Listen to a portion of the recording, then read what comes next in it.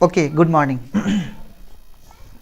आज हम लोग स्टार्ट करेंगे एटॉमिक स्ट्रक्चर का लेक्चर 5। हाँ जी, तो आम दिनों की तरह आज भी हम लोग हाजिर हैं सब एक साथ।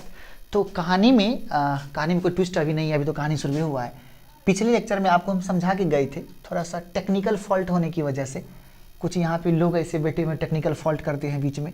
तो R इक्वल टू क्या था फॉर्मूला, 0.53 n²/z। कौन चीज़ में? एंगस्ट्रॉम में।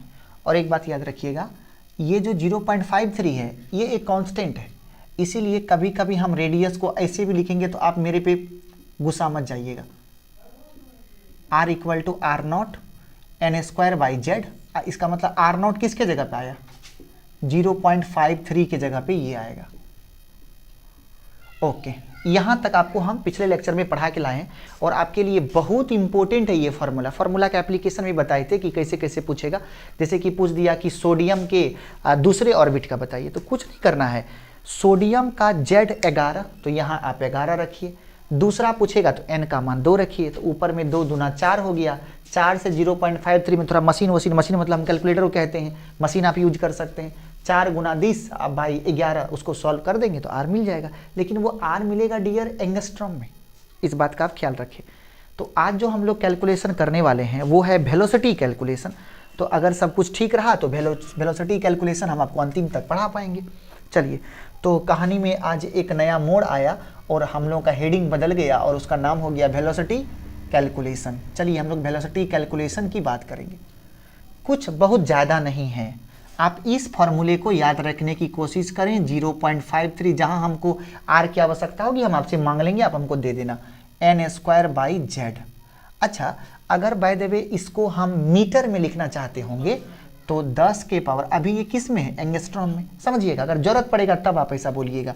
तो R इक्वल टू 0.53 इंटू 10 के पावर -10 n²/z। अब ये किस में चला गया? मीटर में। जैसा आवश्यकता पड़ेगा वैसा हम लोग मांग लेंगे, आप हमें तुरंत दे देंगे। ओके, वेलोसिटी कैलकुलेशन करने आए हैं।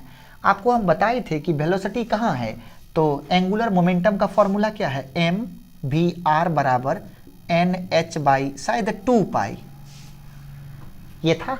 इसमें वेलोसिटी इन्वॉल्व है। चलिए v बराबर लिखिए, क्या होगा? v बराबर nh कितना? ये n है डियर, 2π इंटू कितना? m into r। चलिए आगे, r का वैल्यू तो जानते हैं, डायरेक्ट यहाँ से रख देंगे एकदम आराम से। तो ये v इक्वल टू होगा nh/2πm। r के जगह पर 0.53 इंटू 10 के पावर -10। गौर करेंगे आप, 10 के पावर -10 n²/z। और ये अब ये किस में बन गया? मीटर में। तो अगर ये मीटर में है, इसको अगर SI में लिखेंगे तो वेलोसिटी किस में आएगा? मीटर पर सेकेंड में आएगा। मेरी भावनाओं को का कदर मत करिए, समझिए, कदर नहीं करना है, समझना है। अगर हम यहाँ एंगस्ट्रॉम लिख देते ना, अगर 10 के पावर -10 लिखते, तब नहीं लिखते तो यहाँ मीटर पर सेकेंड अगर देते तो गलत हो जाता, क्योंकि एंगस्ट्रॉम को तो मीटर में बदलिएगा तब ना यहाँ मीटर पर सेकेंड लिखिएगा। इसीलिए सब SI में लिखना पड़ेगा, तब ये होगा ये मीटर पर सेकेंड में। अब चलिए v बराबर, गौर करेंगे, ये z, अब जो ये z होगा वो कहाँ जाएगा? तो ये z चला जाएगा ऊपर। गौर करिएगा, n के साथ n कैंसिल, एक n कैंसिल, तो ये z कहाँ जाएगा? ऊपर। अब देखिए क्या बचा, तो हम मन ही मन n के साथ n कैंसिल कर दिए आपके ऑर्डर पर। h के जगह पे 6.6, 10 के पावर -34, गुड बॉय हम लोग। चलिए 2 पाई के जगह पे 3.14, m के जगह, m तो मास है इलेक्ट्रॉन का, तो 9.1, 10 के पावर -31। एसी चला दें, गर्मी लग रही होगी आप लोगों को, नहीं तब ठीक, तो इसे सब जान जाएगा। अपने क्लासरूम में एसी है, ऐसा हल्ला हो जाएगा। जी, ऐसा नहीं समझना है किसी को। तो 9.1 इंटू 10 के पावर -31, ये ठीक लिखे हैं, इंटू 0.53 इंटू 10 के पावर -10। z कहाँ जाएगा? ऊपर। तो बगल में क्या बचेगा? z/n, क्या हो गया? मीटर पर सेकेंड। आइए चलते हैं आगे। अब अगर हम लोग कैलकुलेशन करने जाएंगे तो तो ये हो जाएगा v इक्वल टू ऊपर में 6.6, नीचे में ये कितना हुआ 6.28, मल्टीप्लाई कर दिए हो 9.1 इंटू 0.53।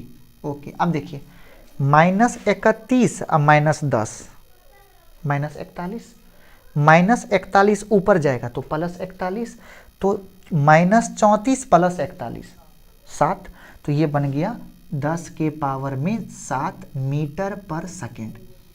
हम ये बोले कि इसमें से एक 10 ले लीजिए और इसको दे दीजिए, एक 10 इसमें से लेके इसको दे दीजिए, तो v बराबर होगा 66। एक 10 ले लेना है तो 10 से गुना करेंगे, दशमलव खत्म हो जाएगा, तो 66/6.28, इस पूरे को मल्टीप्लाई करेंगे एक बार मशीन पे, 9.1 इंटू 0.53, हाँ ओ Z/n यहाँ पे देना है, Z/n, और ये किस में, मीटर पर सेकेंड में, तो ये कितना हो गया अब 10 के पावर 6 इंटू Z/n मीटर पर सेकेंड। इसका कैलकुलेशन अगर आप करेंगे तो शायद ऊपर में 66, नीचे में कितना आएगा करके एकदम आराम से 6.28 इंटू 9.1 इंटू 0.53, हाँ 30.29, 10 के पावर 6 Z/n मीटर पर सेकेंड।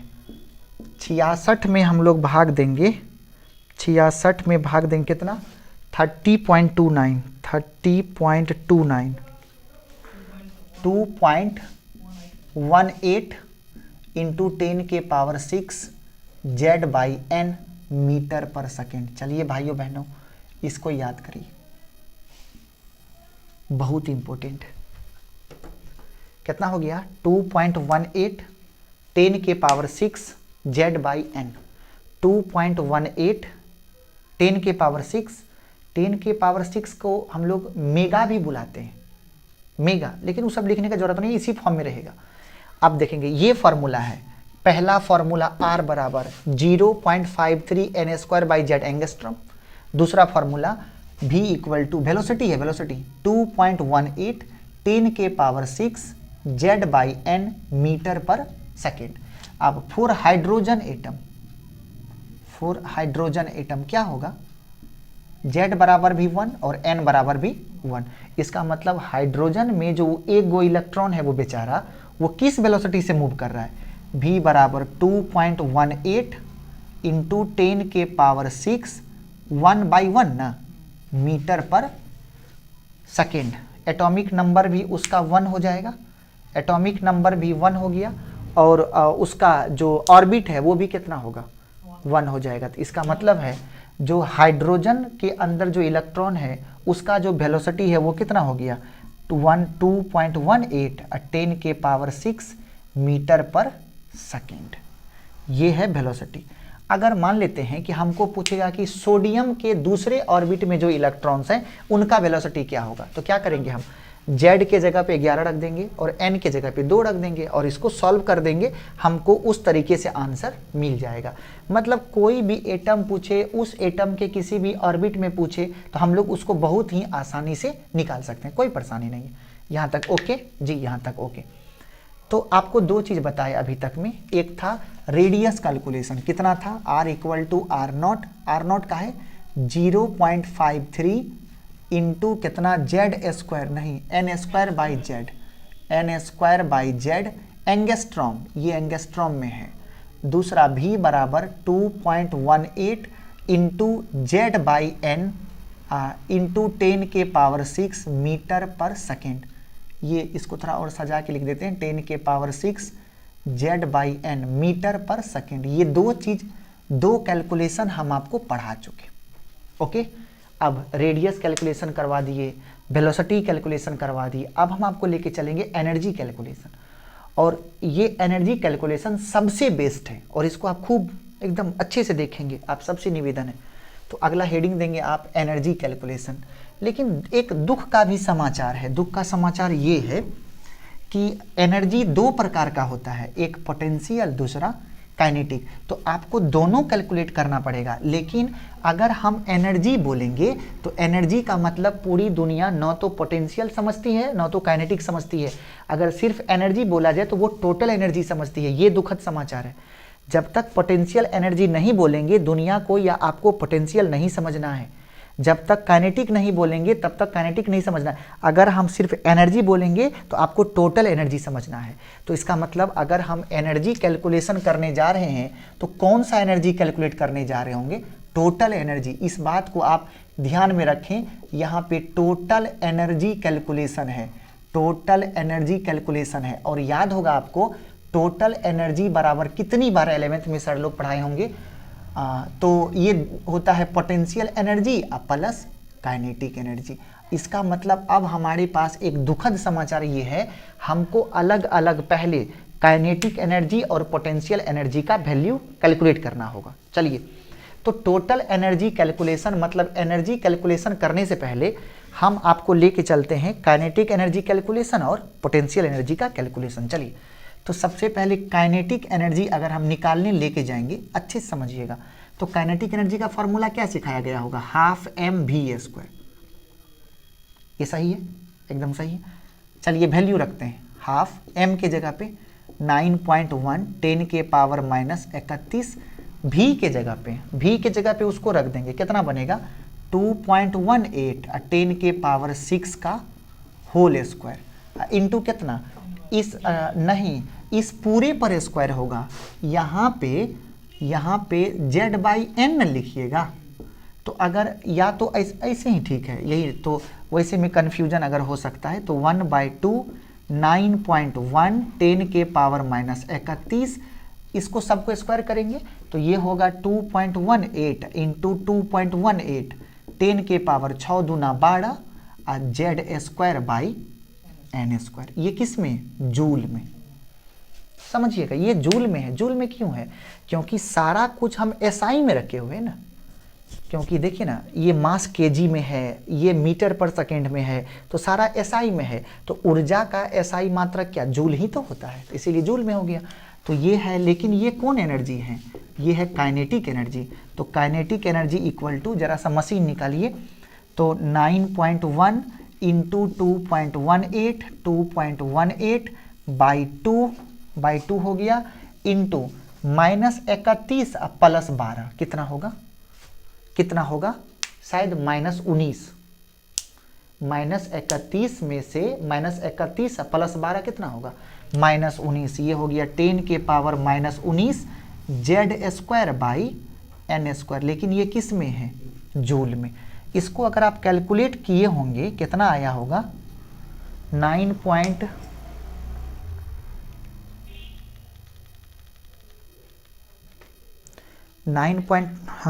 कितना? 9.1 इंटू 2.18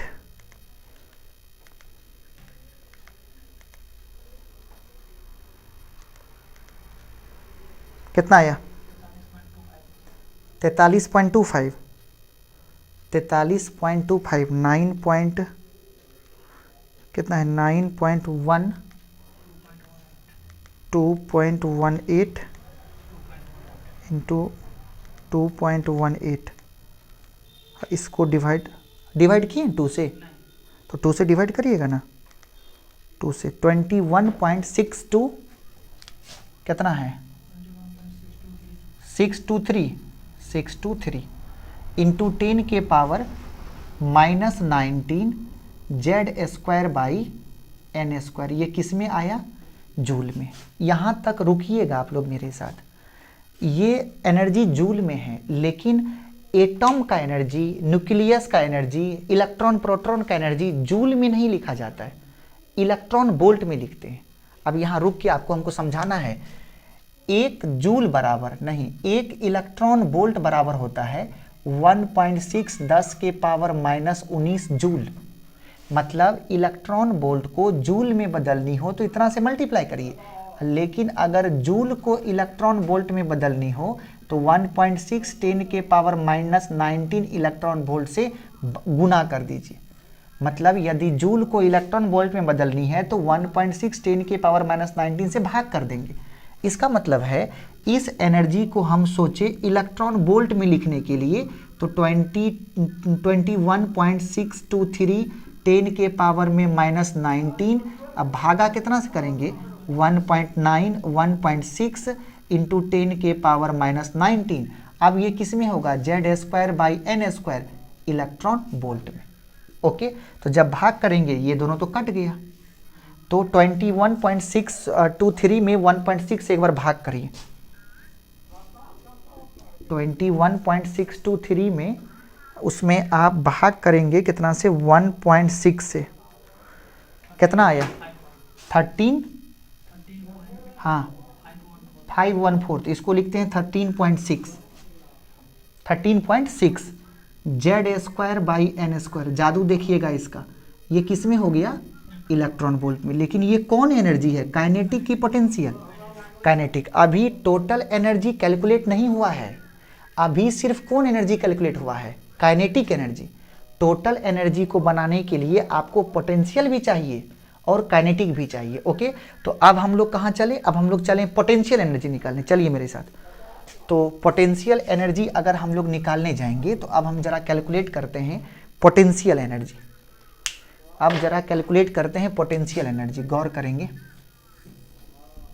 पोटेंशियल एनर्जी PE से लिखते हैं पोटेंशियल एनर्जी। पोटेंशियल एनर्जी का फॉर्मूला होता है, अगर आप इलेक्ट्रोस्टैट में पढ़े होंगे, K(Q1 Q2/r²। K नहीं r² नहीं r, K(Q1 Q2/r), K(Q1 Q2/r) और ये आएगा जूल में। तैयार रहिए, एकदम आराम से देखिएगा। तो पोटेंशियल एनर्जी बराबर K के जगह पे 9 इंटू 10 के पावर 9 Q1 का मतलब हो गया कि जो न्यूक्लियस का चार्ज है, तो न्यूक्लियस पर कितना चार्ज बोले थे Ze। उसके बाद Q2 लास्ट ऑर्बिट का इलेक्ट्रॉन E। लेकिन एक बात जानिए, ये निगेटिव चार्ज होगा, ये पॉजिटिव चार्ज है क्योंकि ये तो न्यूक्लियस में है ना, और ये कहाँ इलेक्ट्रॉन का चार्ज है, निगेटिव होता है। अब बाई में कितना हो जाएगा R, और ये किस में हो गया जूल में। ओके, तो यहाँ से पोटेंशियल एनर्जी बराबर 9 गुना 10 के पावर 9। गुड। अब ये कितना होगा, प्लस माइनस यहाँ लगा देते, यहाँ माइनस खत्म हो गया, Z रहने दीजिए, E गुना E²। अब बाई R के जगह पे कितना, R के जगह पे लिखेंगे 0.53 10 के पावर -10। उसके बाद n²/z, ये किस में होगा, हाँ तो ये निकल गया जूल में, एकदम आराम से। तो पोटेंशियल एनर्जी होगा -9 इंटू 10 के पावर 9, E के जगह पे 1.6 इंटू 10 के पावर -19, तो ये हो जाएगा 16 यहाँ 256 और 2.56 10 के पावर -19 गुना 2, तो ये बन जाएगा -38। गौर करेंगे, -38 बन गया, और उसके बाद Z ऊपर जाएगा तो बनेगा Z², नीचे में अलग कर दिए n²। यहाँ पे कितना हो गया, ये हो जाएगा 0.53 और 10 के पावर कितना -10, किस में निकलेगा ये जूल में। अब देखिएगा, तो -10 ऊपर जाके +10 तो 19 बन गया, +19 -38, तो ये हो जाएगा -9 इंटू 2.56 बटा में 0.53 कितना 10 के पावर -19 Z²/n², किस में है ये जूल में। ओके, चलिए आगे।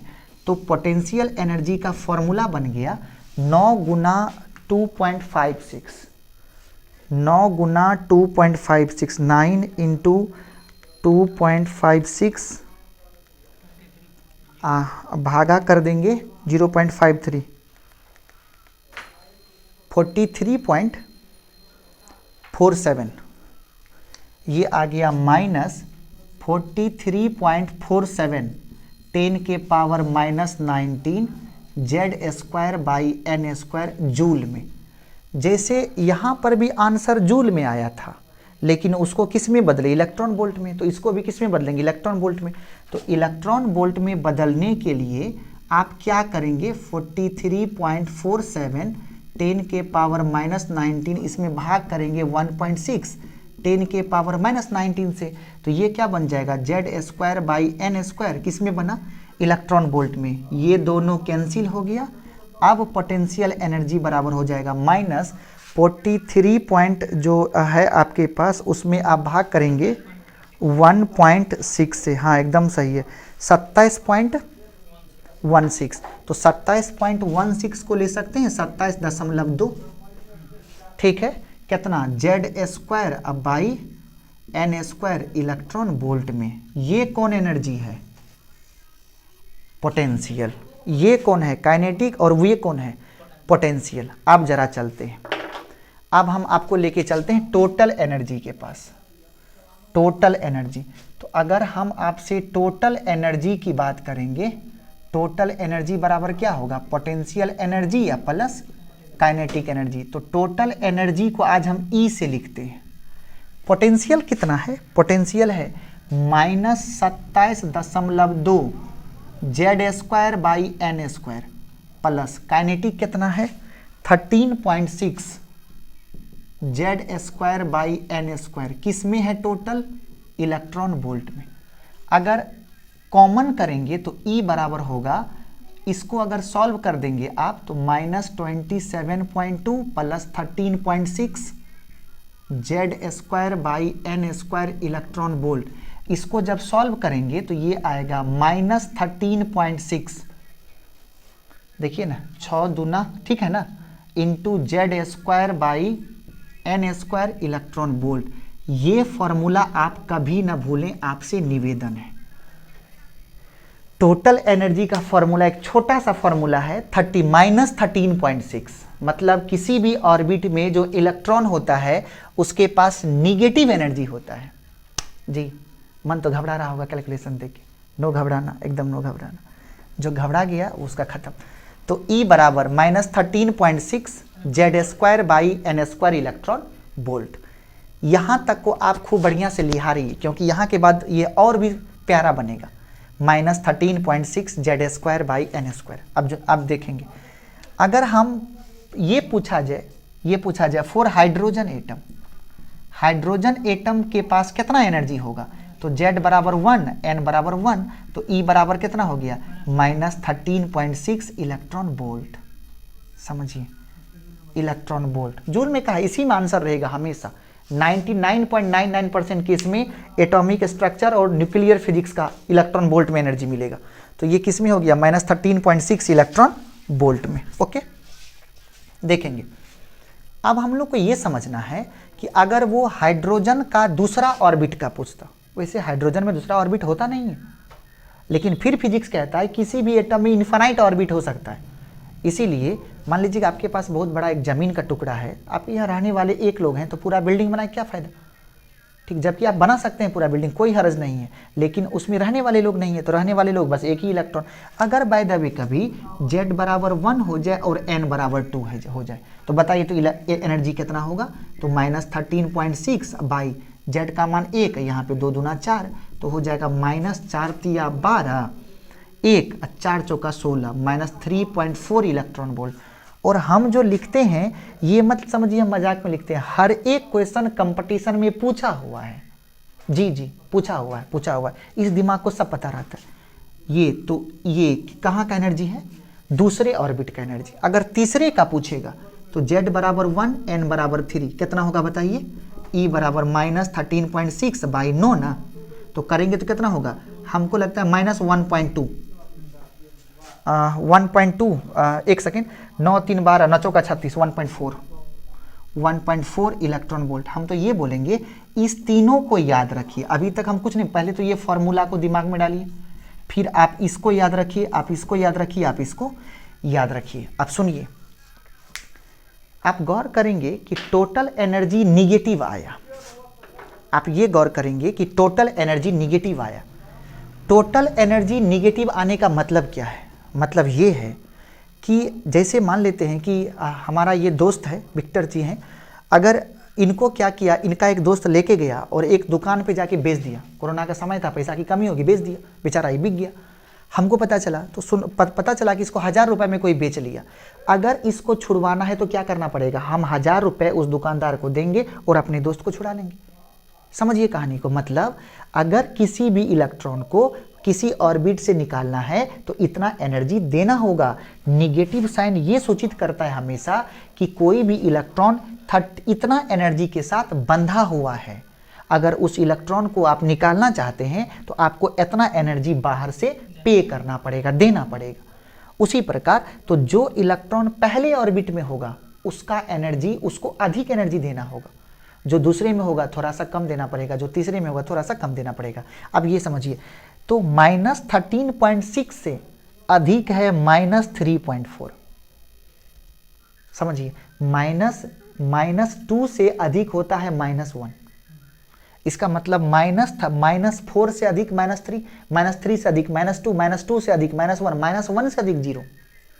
इसका मतलब है कि अगर आप ऐसे ऐसे चलते जाएंगे, अगर कभी लास्ट ऑर्बिट में मतलब n बराबर इन्फिनिटी हो जाए तो वहाँ पे एनर्जी 0 हो जाएगा। इसका मतलब किसी भी एटम के पास मैक्सिमम एनर्जी कितना हो सकता है, 0 इलेक्ट्रॉन वोल्ट। कब होगा, जब इन्फानाइट पे कोई ऑर्बिट बन जाएगा, n = इन्फिनिटी, तब उसका जो एनर्जी होगा वो 0 हो जाएगा। इसका मतलब है कि फर्स्ट ऑर्बिट का एनर्जी अधिक है। आप बोलेंगे सर अधिक कैसे है, ये फर्स्ट ऑर्बिट का एनर्जी कम है। आप पूछेंगे कम कैसे, उसका तो 13.6 है। नहीं, उस रूप में नहीं। मतलब ये हो गया कि इस इलेक्ट्रॉन को बाहर निकालने के लिए बहुत एनर्जी पे करना पड़ेगा, मतलब वो बहुत मजबूती से जुड़ा हुआ है। ठीक है, तो जैसे जैसे आप बाहर जाते चलेंगे एनर्जी का वैल्यू क्या होगा, बढ़ता चला जाएगा। तब अगर आप सुने होंगे पहले ऑर्बिट को एनर्जी देंगे वो दूसरे में जाएगा। देखिए ना, अगर आप -13.6 में कुछ जोड़ेंगे तब इतना पूरेगा, तो क्या हो रहा है, एनर्जी दे रहे हैं ना। इसका मतलब ये क्या है कि ये कम है, ये कम है तब ना कुछ लेने पर इसके बराबर हो रहा है। इसमें कुछ जोड़ेंगे तब ये मिलेगा, मतलब क्या, इसमें कुछ जोड़ते हैं तब मिलता है। इसका मतलब ये अधिक है, ये कम है। पता चल रहा है ये बात। तो इसका मतलब है कि एनर्जी जैसे जैसे n का मान 1 2 3 4 डॉट डॉट डॉट होता जाएगा, एनर्जी क्या होगा, बढ़ता चला जाएगा। यहाँ तक ओके, यहाँ तक ओके। अब हम कुछ एक थोड़ा सा विकराल रूप लेते हैं। ओके, देखने में अच्छा नहीं लगेगा लेकिन विकराल रूप लेते हैं। चलिए पहले मिटाते हैं प्यार से इसको। अब आप अगला हेडिंग देंगे, उसका नाम है वेवलेंथ कैलकुलेशन। Wavelength calculation. अगर आप वेवलेंथ कैलकुलेशन को बढ़िया से इसी तरीके से प्यार से अगर आप समझ गए तो फिर तो मजा आ जाएगा। अगला हेडिंग है वेवलेंथ कैलकुलेशन। चलिए हेडिंग दीजिए, प्यारा सा हेडिंग देंगे, वेवलेंथ कैलकुलेशन। लिखता है फिजिक्स वेवलेंथ कैलकुलेशन। अगला हेडिंग है वेवलेंथ कैलकुलेशन। वेवलेंथ कैलकुलेशन देखिए ये कैसे होता है, आपको पढ़ाए थे। एनर्जी का फॉर्मूला क्या पढ़ा है, एनर्जी का फॉर्मूला है -13.6 Z²/n²। रुक जाइए अच्छे से। जैसे ये न्यूक्लियस है, ये पहला ऑर्बिट, ये दूसरा ऑर्बिट, ये तीसरा ऑर्बिट, ये n = 1, ये n = 2, ये n = 3। चलिए energy of n = 1, energy of n = 1, n = 1 का मतलब फर्स्ट ऑर्बिट का एनर्जी, फर्स्ट ऑर्बिट का एनर्जी, ये क्या लिख रहे हैं, फर्स्ट ऑर्बिट का एनर्जी, या हम इसको n = n1 लिख देते हैं। n1 का मतलब पहला ऑर्बिट, n2 का मतलब अगला ऑर्बिट। तो अगर हम n का वैल्यू n1 रख देंगे तो यहाँ पे क्या बनेगा, यहाँ बन जाएगा, यहाँ पे Z² लिखेंगे आप, तो ये क्या बन गया, E1 बराबर कितना होगा, -13.6 Z²/n1², इक्वेशन 1। गौर करिएगा। अब दूसरे ऑर्बिट का for next orbit, next orbit का मतलब जस्ट अगला ऑर्बिट, तो अगला ऑर्बिट क्या होगा, n = n2, तो इसका क्या लिख देंगे, E2 -13.6 Z²/n2², इक्वेशन 2। गौर करिए, थोड़ा सा इसमें फ्यूल डालिए। तो सबसे पहली बात गौर करेंगे। अब सवाल ये है कि ये मान लेते हैं पहले ऑर्बिट का है, ये दूसरे ऑर्बिट का है, तो आपने क्या बोला था कि जैसे जैसे ऑर्बिट बढ़ेगा तो एनर्जी बढ़ेगा। तो अब सवाल ये है कि E2 अधिक है कि E1 अधिक है, तो वेल नॉन है E2 अधिक होगा। तो अगर हम बोले आपसे कि आप डेल्टा ई लिखिए, डेल्टा ई का मतलब चेंज इन एनर्जी, तो आप क्या लिखना पसंद करेंगे? आप लिखेंगे E2 अब माइनस E1। आप क्या लिखेंगे? आप लिखेंगे E2 अब माइनस E1। अगर आप E2 माइनस E1 लिखना चाहते हैं, E2 माइनस E1 लिखेंगे तो E2 की जगह पे क्या हो जाएगा? Minus 13.6 Z square by N2 square minus 13.6 Z square by N1 square. गौर करिएगा, तो ये हो जाएगा minus 13.6 Z square by N2 square plus 13.6 Z square by N1 square. ये है डेल्टा ई, ये है डेल्टा ई। हम सोचे कि जो प्लस वाला है उसको पहले या माइनस वाले को बाद में लिखा जाए, तो यहाँ से मिला डेल्टा ई बराबर 13.6 Z square, 13.6 Z square into 1 by N1 square minus 1 by N2 square. लेकिन ये एनर्जी है इलेक्ट्रॉन वोल्ट में, ये एनर्जी है इलेक्ट्रॉन वोल्ट में। और आपको ये समझना है कि फॉर्मूला होता है डेल्टा ई, आपको डुअल नेचर में बताए थे कि एनर्जी का फॉर्मूला होता है Hc बाई लेमडा। गौर करिएगा, Hc बाई लेमडा। तो इसके जगह पे क्या लिख दें? वेवलेंथ कैलकुलेशन है, वेवलेंथ को लेमडा से लिखते हैं, तो ये हो जाएगा Hc by lambda equal to 13.6 Z square into 1 by N1 square minus 1 by N2 square. इसको अगर इलेक्ट्रॉन वोल्ट को जूल में लिखनी हो तो 1.6 10 के power minus 19 joule, minus 19 joule. अब जरा गौर से देखिएगा, H का वैल्यू कितना? 6.6 10 के पावर माइनस 34, C के जगह पे 3 इंटू 10 के power 8 by lambda equal to 13.6 into Z का वैल्यू अगर 1 रख दें तो Z का वैल्यू 1 रख देंगे, अभी रहने देते हैं, जेड स्क्वायर इंटू 1.6 10 के power minus 19 1 by N1 square minus 1 by N2 square. ये किस में होगा?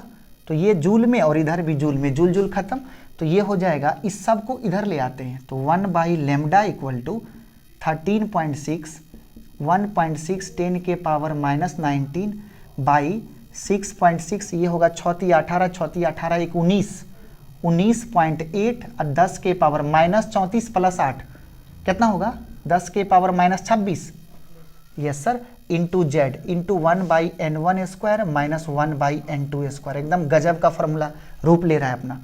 तो ये बनेगा, ओहो यहाँ जेड स्क्वायर है, ठीक, देखेंगे तो 1 बाई लेमडा इक्वल टू, इसको अगर सॉल्व करेंगे तो 13.6, तो ये हो जाएगा 13.6 इंटू 1.6, ये आ गया 13.6 इंटू 1.6, 13.6 इंटू 1.6। हाँ, अब उसमें आप डिवाइड कर देंगे 19.8 से, ये आ गया 1.09, 1.09 10 माइनस 26 ऊपर जाएगा तो माइनस 19 प्लस 26 10 के power 7 into Z square 1 by N1 square minus 1 by N2 square. थोड़ा सा और शब्द रखिए, ये जो वैल्यू है इस वैल्यू का एक नाम है, इसका नाम है R को हम लोग पुकारते हैं रेडबर्ग कांस्टेंट। जी, रेडबर्ग कांस्टेंट, और रेडबर्ग कांस्टेंट का वैल्यू होता है 1.09 10 के पावर में 7 और यूनिट होता है पर मीटर, पर मीटर यूनिट होता है पर मीटर। तो ये क्या है? 1.09 10 के पावर 7, इसको क्या बोलते हैं? Rydberg constant. उसको डिनोट किससे करते हैं? R से। इसीलिए फॉर्मूला आपके सामने बना 1 by lambda equal to R Z square into 1 by N1 square minus 1 by N2 square. Sir ये सभी याद रहे न रहे हमको कोई मतलब नहीं है, इस फॉर्मूला को आप 100% याद रखें। फॉर हाइड्रोजन एटम Z कितना हो जाएगा? 1। तो ये फॉर्मूला बनेगा, क्योंकि इसीलिए Z का मान 1 रख देते हैं कि बोर्स एटॉमिक मॉडल ना पढ़ रहे हैं। बोर्स एटॉमिक मॉडल हमेशा हाइड्रोजन लाइक एटम के लिए एप्लीकेबल होता है, इसीलिए Z का मान कितना रख देंगे? 1। तो R का वैल्यू हमेशा याद रखिएगा 1.09 10 के पावर 7 पर मीटर। पर मीटर क्यों? लेमडा नीचे में है तो लेमडा का मात्रक तो मीटर होगा, तो 1/मीटर हुआ, तो उसी को पढ़ते हैं पर मीटर। इसीलिए तो आर जेड का वैल्यू तो 1 हो गया, 1 का स्क्वायर खत्म, 1/n1 square minus 1/n2 square. तो ये क्या मिल गया, 1/λ equal to r into 1/n1 square into 1/n2 square. सारा कुछ याद रहे न रहे, ये फॉर्मूला आप रखेंगे, याद रखेंगे। आप सबसे निवेदन है 1/λ equal to 1r into 1/n1 square minus 1/n2 square. तो ये कहानी किसका था, वेवलेंथ कैलकुलेशन। तो सबसे पहले हम पढ़ाए आपको radius calculation, velocity calculation, energy calculation और उसके बाद वेवलेंथ कैलकुलेशन। अब इसका यूज क्या है जरा वो समझिए। अब जो नेक्स्ट स्टार हम लोग पढ़ेंगे, मे बी कि इसी लेक्चर में पढ़े, मे बी नेक्स्ट लेक्चर में पढ़ें। अब जो हम लोग स्टार पढ़ेंगे वो होगा हाइड्रोजन स्पेक्ट्रम। ये समझिए, एक दिन हाइड्रोजन स्पेक्ट्रम आपको याद होगा कि जब हम आपको एटॉमिक स्ट्रक्चर स्टार्ट किए थे तो आपको बताए थे कि, या फिर अभी आप सुनेंगे, ये न्यूक्लियस है, ये पहला ऑर्बिट, ये दूसरा, ये तीसरा, ये चौथा, ये पहला, दूसरा, तीसरा, चौथा, इधर पांचवा, इस तरीके से। अभी हम क्या बोले कि पहला ऑर्बिट से ज़्यादा एनर्जी दूसरे का है, दूसरे से ज़्यादा तीसरे का है, तीसरे से ज़्यादा चौथे का है, चौथे से ज़्यादा पांचवें का है। तो अगर आप किसी इलेक्ट्रॉन को एनर्जी दोगे तो वो कहाँ जाएगा, जस्ट बाद वाले में, या उससे ऊपर, या उससे ऊपर, या उससे ऊपर। अगर कोई इलेक्ट्रॉन अपने से ऊपर वाले कक्षा में जाता है तो आपको बताए हैं, इसको बोलते हैं एक्साइटेशन। क्या बोलेंगे, एक्साइटेशन। अगर वही इलेक्ट्रॉन फिर कुछ देर के बाद वापस आएगा तो इसको बोलते हैं डी एक्साइटेशन। तो जब कोई इलेक्ट्रॉन किसी ऑर्बिट से डी एक्साइट होता है तो वापस आते समय वो कुछ एनर्जी को रिलीज करता है, वो कुछ, और हर एक एनर्जी का अपना वेवलेंथ है, तो वो कुछ वेवलेंथ के एनर्जी को इमिट करेगा, और वो एनर्जी, वो वेवलेंथ कितना होगा उसके बारे में यही फार्मूला आपको बताएगा। और इसी फार्मूला के आधार पर हम लोग बोलेंगे कि हाइड्रोजन का जो स्पेक्ट्रम बनता है वो दो प्रकार का होता है। एक होता है हाइड्रोजन का एब्जॉर्प्शन स्पेक्ट्रम और एक होता है इमिशन स्पेक्ट्रम। जब कोई हाइड्रोजन का एटम एनर्जी लेगा तो वो एनर्जी को एब्जॉर्ब करेगा तो वो हायर ऑर्बिट में जाएगा, तो इसको बोलते हैं हाइड्रोजन ये एब्जॉर्प्शन स्पेक्ट्रम। जब कोई हायर ऑर्बिट से लोअर ऑर्बिट में आएगा तो एनर्जी क्या करेगा, इमिट करेगा, तो उसको बोलते हैं हाइड्रोजन इमिशन स्पेक्ट्रम। तो हम लोग जो पढ़ने वाले हैं, हम लोग हाइड्रोजन इमिशन स्पेक्ट्रम पढ़ेंगे। अगर कोई हाइड्रोजन का इलेक्ट्रॉन हायर ऑर्बिट से लोअर ऑर्बिट में आएगा तो वो कुछ एनर्जी को इमिट करेगा, उसी को बोलते हैं hydrogen emission spectrum. Hydrogen emission spectrum को जब आप पढ़ने जाएंगे तो उसमें अलग अलग प्रकार का वेवलेंथ निकलता है, और उस वेवलेंथ को हम लोग 5 सीरीज में बांटे हैं। आप सुने होंगे, पहला लाइमन सीरीज, दूसरा बामर सीरीज, तीसरा पास्चन सीरीज, चौथा ब्रैकेट सीरीज और पांचवा फंड सीरीज। क्या हुआ, 5 गो। जब हाइड्रोजन का इलेक्ट्रॉन किसी एक्साइटेड स्टेट से ग्राउंड स्टेट में आता है तो वो 5 प्रकार का वेवलेंथ, 5 प्रकार के एनर्जी को रिलीज करता है। पहला लाइमन सीरीज, दूसरा बामर सीरीज, तीसरा पास्चन सीरीज, चौथा ब्रैकेट सीरीज और पांचवा फंड सीरीज। ये 5 प्रकार का सीरीज है। एक छठा भी है, उसका नाम है हम्फ्री सीरीज, वो सिलेबस में है नहीं, लेकिन फिर भी हम जबरदस्ती करेंगे आपके साथ। ओके, तो यहाँ के लिए धन्यवाद करते हैं और आगे हम लोग नेक्स्ट लेक्चर में स्टार्ट करेंगे। तब तक के लिए थैंक यू।